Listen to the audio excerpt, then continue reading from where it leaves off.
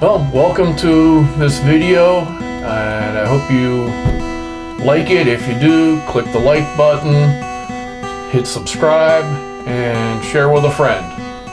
Okay, do another rant here. Doing a rant, basically a slightly researched one, but on the one-size-fits-all easy solutions that people, even scientists, particularly for ecology here, come up with these one-size-fits-all answers that solve some of their difficult questions but raise other issues. Particularly, I'm going to look at the deer being blamed for everything that's declined during the 20th and 21st century, because the deer population went up, the population of that went down. Deer do browse on a lot of stuff, but deer have been here forever. And also the Ice Age megafauna theory of what used to eat and or act as a seed vector for a lot of these plants. And first with the deer, I mean, deer are a problem. Deer overpopulation, ironically though, tends to be more of a problem in suburban areas where people cannot hunt them. The deer populations just explode. They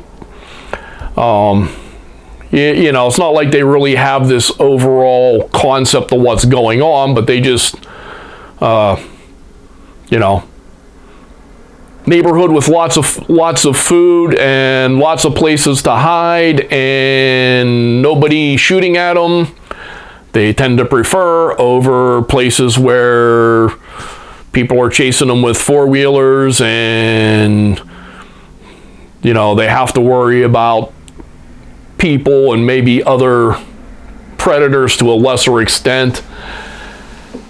So, you know, there are some very overpopulated areas in suburbia where they can hide in a little, you know, small wood lots and things like that and get by and, you know, not be exposed to hunting as much. That said, you know, there are forest areas where they do take a toll on a lot of plants.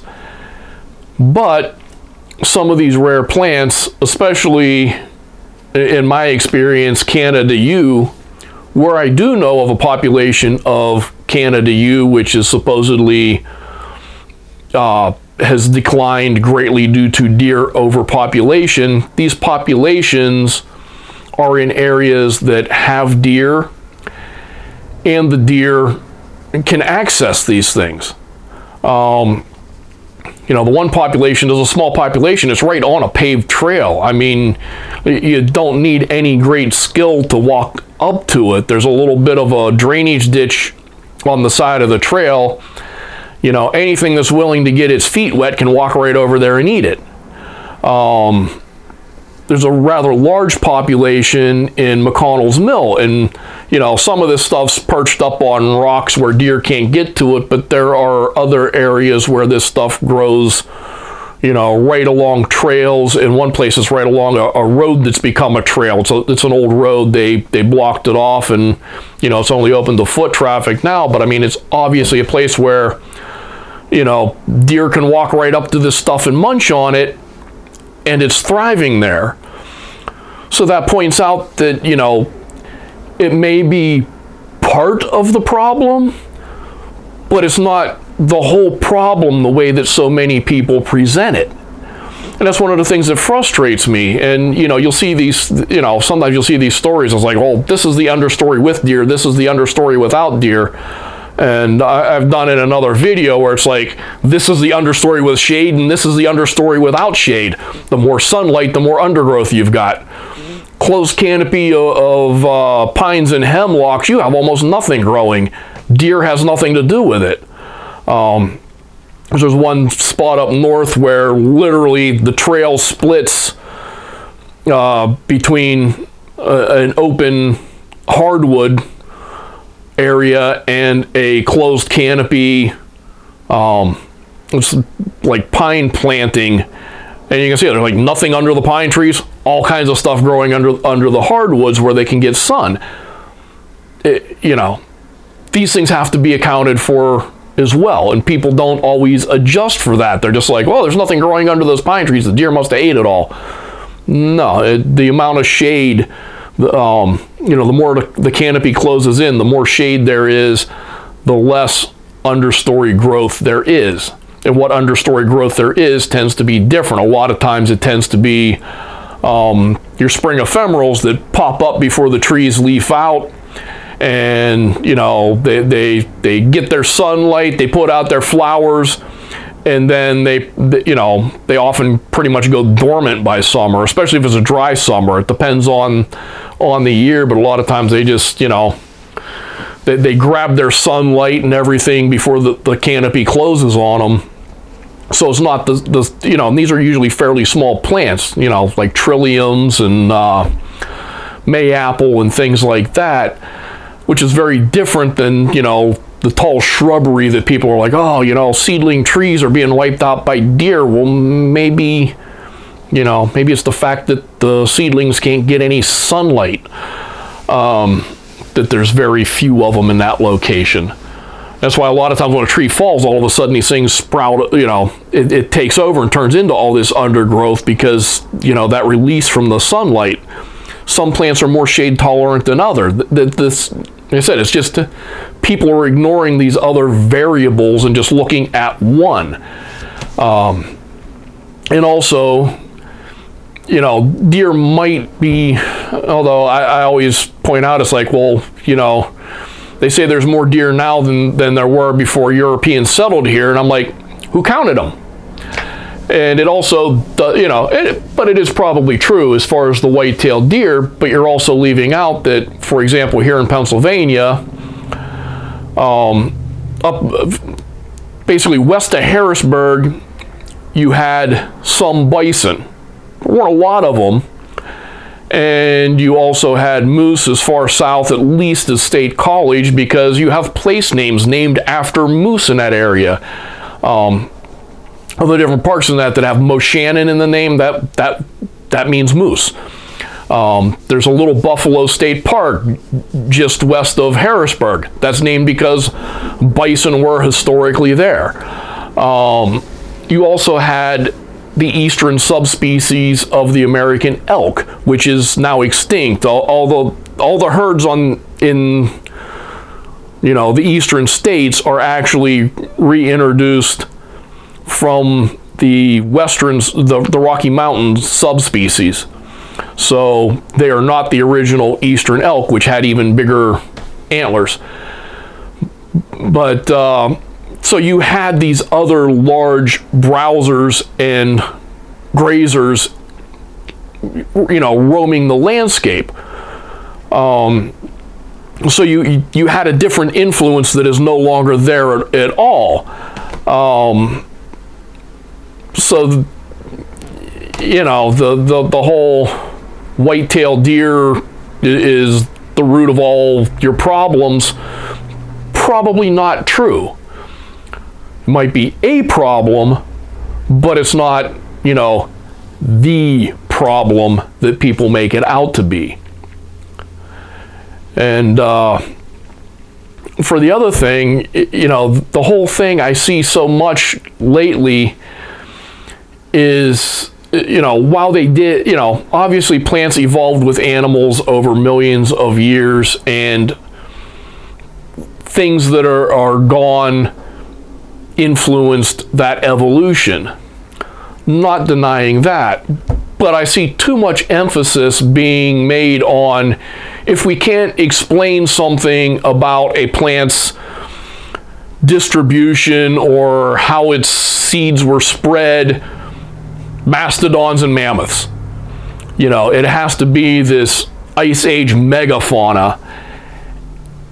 But that's ignoring a lot of species that have been wiped out since European expansion into the North American continent, you know, nobody knows what the bison did, because they were probably a separate subspecies and probably acted differently than the ones that lived in the vast plains. You know, they had a different, you know, probably had a slightly different diet, had a slightly different interaction with the environment, because they were living in more of a, you know, we like to call them prairie remnants, but, you know, scattered meadows throughout a more forested region. So they probably acted differently and ate differently.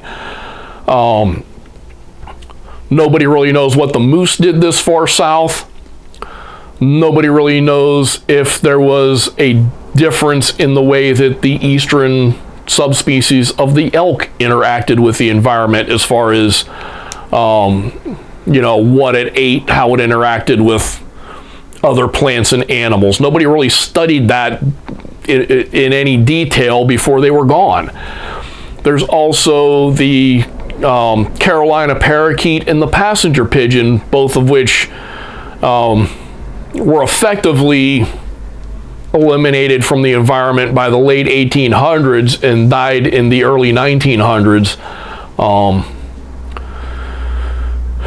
But, you know, most of the information you have on these things is minimal, and a lot of it had to do with their relationship to commercial crops rather than wild foodstuffs. You know, people were big on writing about how, you know, passenger pigeons roosted in such numbers that they broke the branches on trees, and passenger pigeons ate a lot of you know, rice or corn or whatever. A lot of this, I think, people were writing to justify the massacre of these things, you know. I think they did have an impact on agricultural crops, but I think people vilified them and made them seem like that's all they ate to some extent. So things are a little bit skewed there. But obviously, before Europeans started, you know, knocking down trees and turning everything into farmland in the Midwest, they were eating something. And, you know, we don't know their interaction with a lot of these things that they're, you know, saying, oh, only the megafauna could have solved this riddle. And the biggest thing, one of the biggest problems I have with this is I've got this handy book here written by 3 people who worked for U.S. Fish and Wildlife. One of them was a professor at, I believe, the University of Illinois. It says farther in. But copyright on this book, yeah. Copyright on this book, 1951. I recommend this book. It's kind of interesting. But let me find it here. It'll give you things that animals, specific animals, ate in the greatest amount. But it also, you can look up plants, and it'll tell you what the plants did. And I had it for a while there.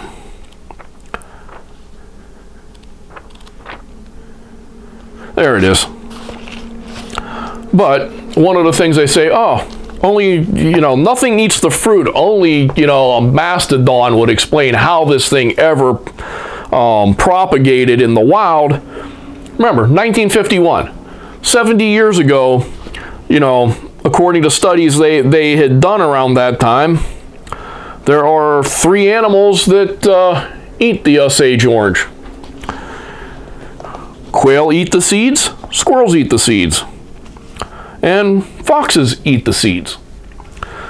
So somebody's digging the fruit apart and eating the seeds out of it, and, you know, squirrels are great for hiding and burying stuff, and, you know, maybe the foxes even are, you know, pooping them out somewhere along the way, undigested and unchewed up. I don't know, but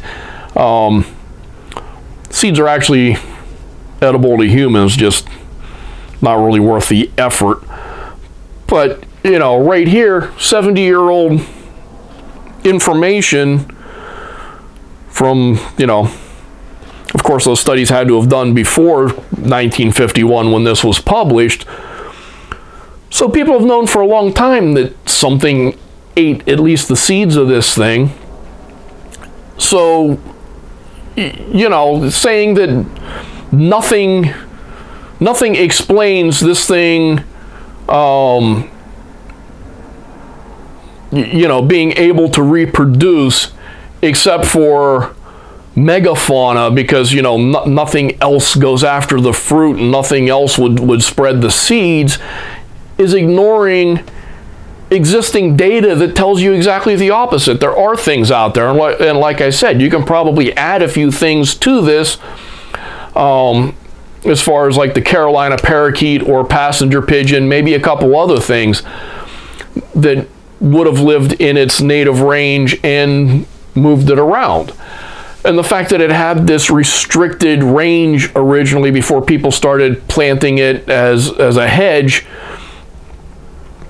it basically came from down towards the Ozarks, down towards Arkansas and Missouri and all that general area. They're a little fuzzy on where some of these things originated, because they were spread by human activity very early on. And, you know, catalpa trees come from that same general region and had restricted ranges. There's two different ones. There's a northern and a southern subspecies.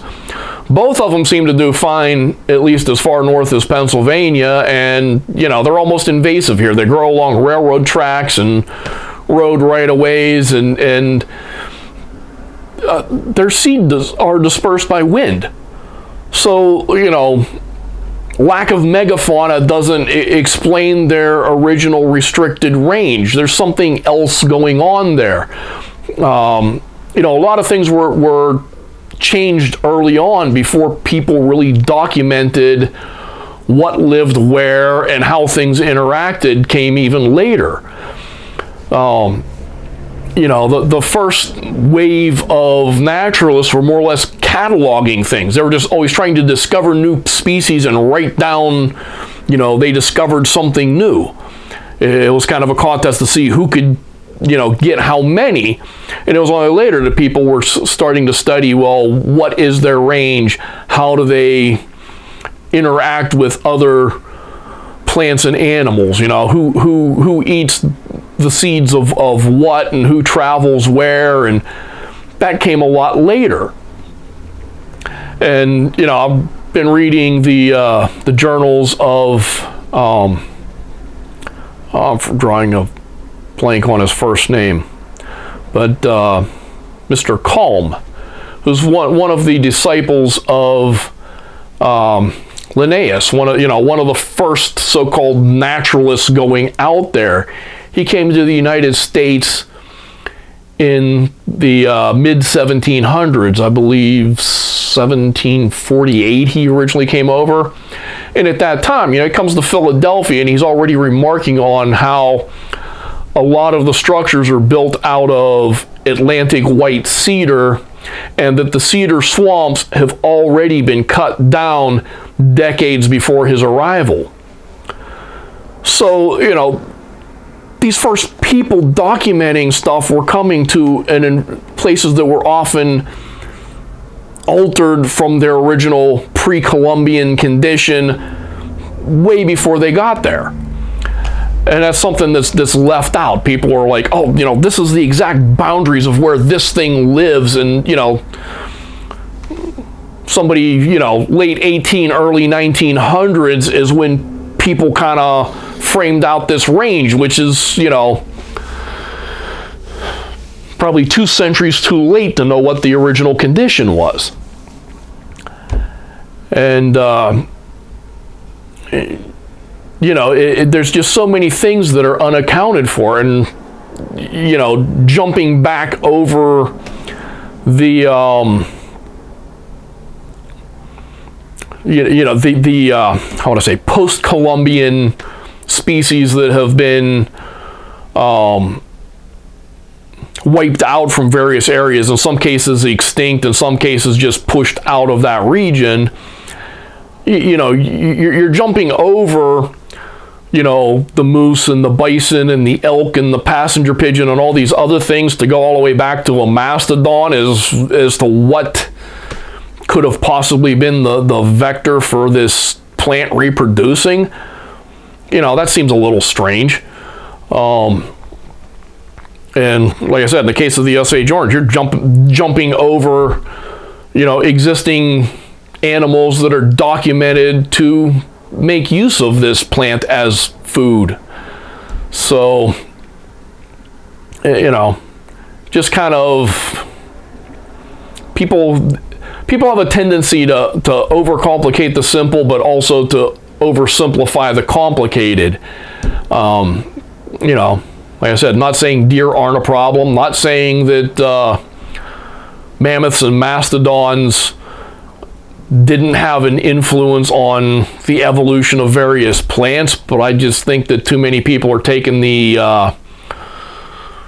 maybe the easy way out or the trendy way out and being like, hey, we don't know how this thing spreads or why it had this restrictive range, so yeah, it's restricted to this one spot because it used to be spread by mammoths and the mammoths aren't here anymore.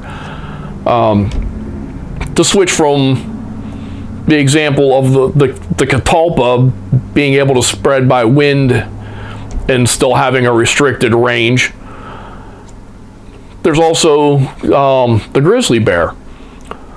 Lives from the boreal forest all the way down into Mexico. Lives from the ocean all the way up over the mountains, in deserts, basically any kind of North American habitat imaginable had grizzly bears. But they never came to the eastern part of North America. Grizzly bears were never wandering in the Appalachians. Nobody knows why. They can obviously walk there. They can wander long distances. Why did they just get to a certain spot and be like, nah, don't like this place, I'm staying farther west? And I mean, that's basically what it comes down to. Nothing ever stopped a grizzly bear. If they crossed over the Rockies, there's nothing else, between the Rockies and the Appalachians that seems like a logical physical barrier. Why in tens of thousands of years didn't they make it to the East Coast? There's, sometimes we don't have a good logical explanation based on the information we have. And, sometimes that's just the way it's going to be. I mean, what are we going to say? Mammoths and mastodons scared them farther west? I don't know. But just sometimes it's better to just admit that you don't have a good answer for why something is the way it is, rather than to, latch on to the first convenient theory that comes along, which is what I think people do too often with the deer and the Ice Age megafauna theories. So I'll leave it there. Yeah, I don't have enough of a following to get an Amazon affiliation yet, I don't think, but I do kind of recommend this book anyway. Maybe I'll put in a link anyway. Not sure about that, but at any rate, see you on the next one. Well, I hope you found that video informative. Hopefully it made you think, and please click the like button and subscribe if you haven't done that already, and check out the video that should be appearing somewhere around me here, and I hope to see you on the next one. Thanks.